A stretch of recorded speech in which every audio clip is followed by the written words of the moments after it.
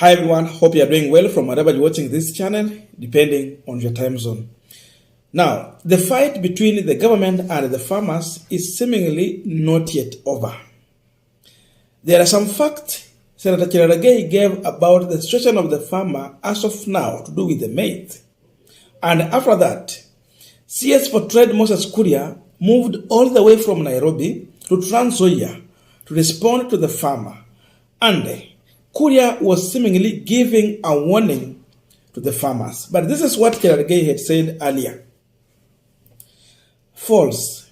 Farmers are holding maize. Fact.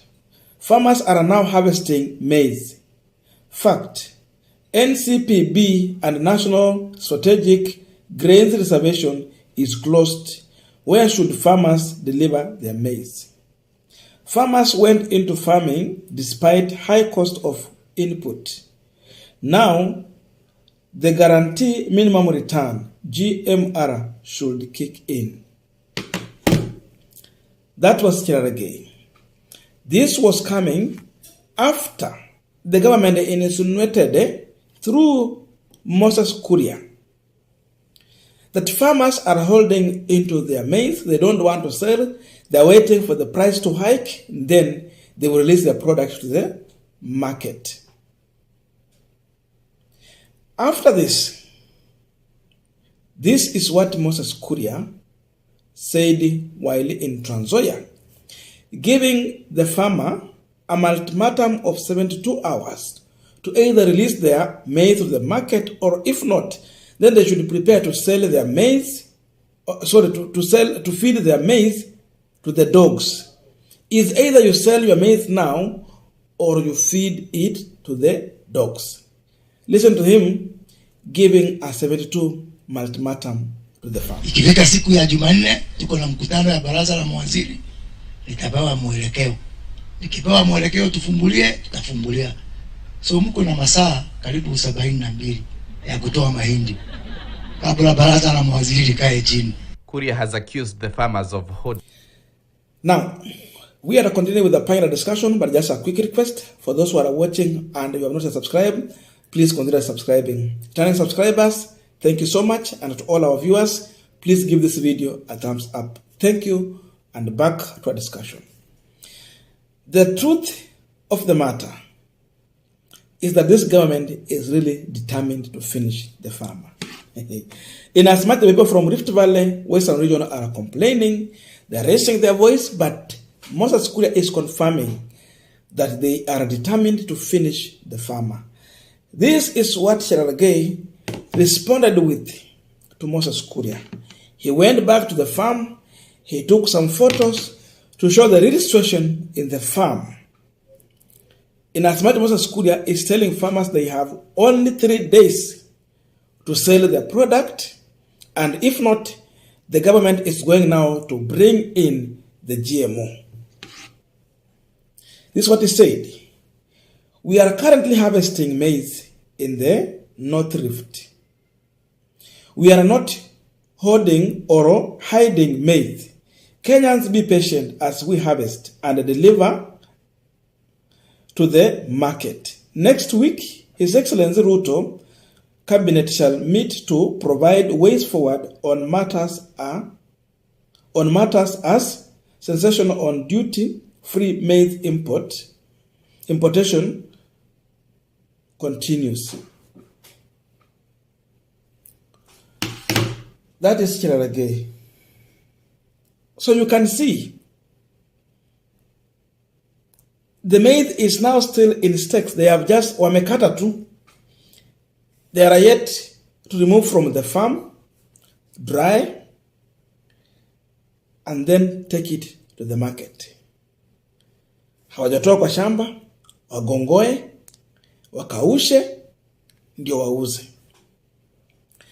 The question here is that, in as much you are giving them farmers ultimatum of 3 days, wanatoa kwa shamba saa ngapi? When will that maize dry within 3 days? So that they will put it in the market. Another question, you are telling the farmers to sell the maize, yet even the government has not yet provided an opportunity to open the NCPB. Hawajafungua store to buy this maize. You are telling the farmer to sell the maize direct to the millers. Millers ni private. Why is the government avoiding to buy the maize from the farmer?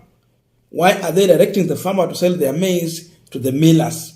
And you know, millers are in business. They would want to buy the product as cheap as possible.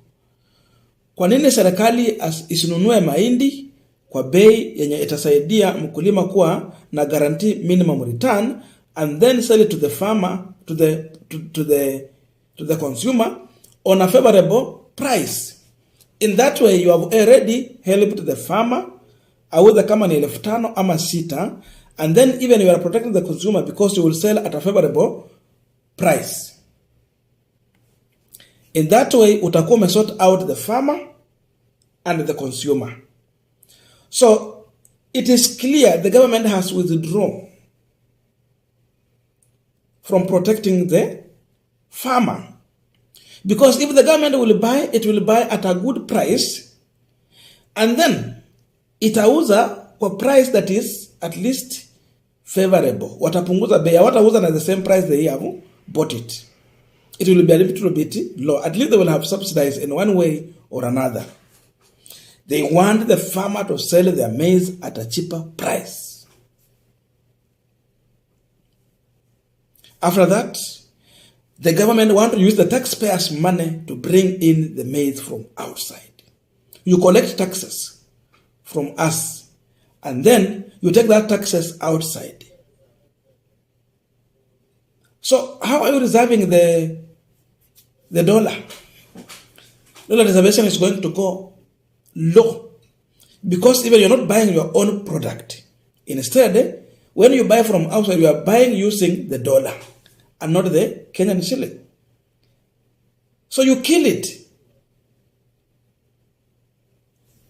And the same way you are killing the farmer. The truth is here. GMO landed in Mombasa. Maize has landed in Mombasa last week. And now, this maize still has just some few days to be back and to be in the market. So what Kuria is telling you is that in 3-4 days, that maize that landed in Mombasa will be on your table. Utakula hiyo ugali kwa meza yako. Maybe knowingly or unknowingly.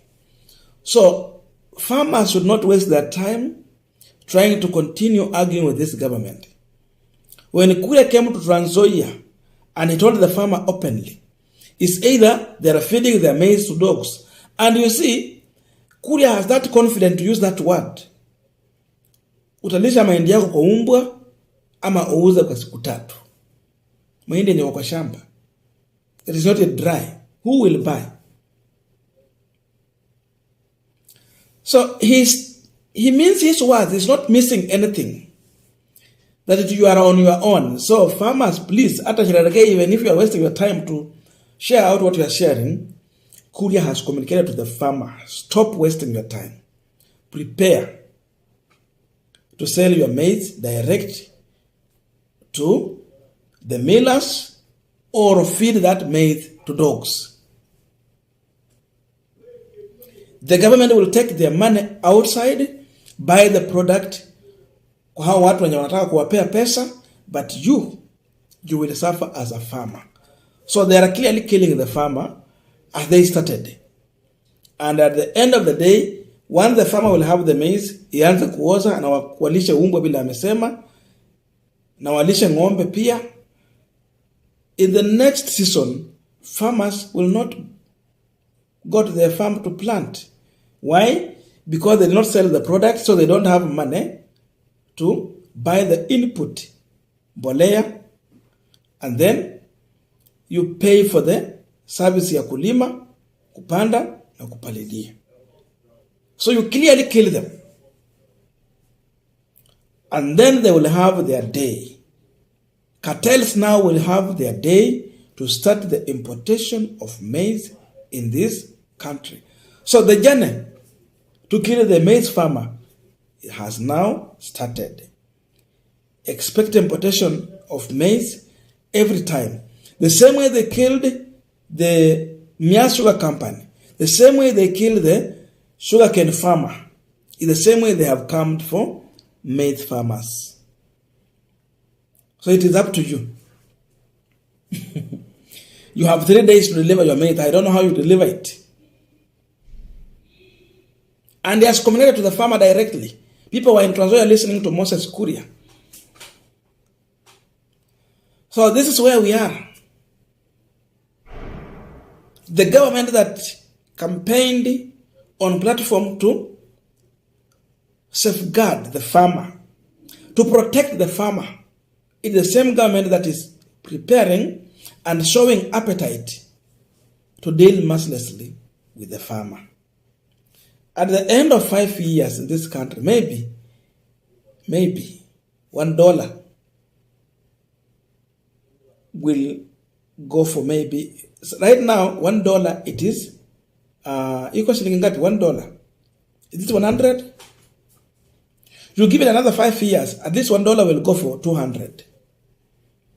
If Ruto will serve for 10 years, then $1 is going to reduce as low as maybe 300.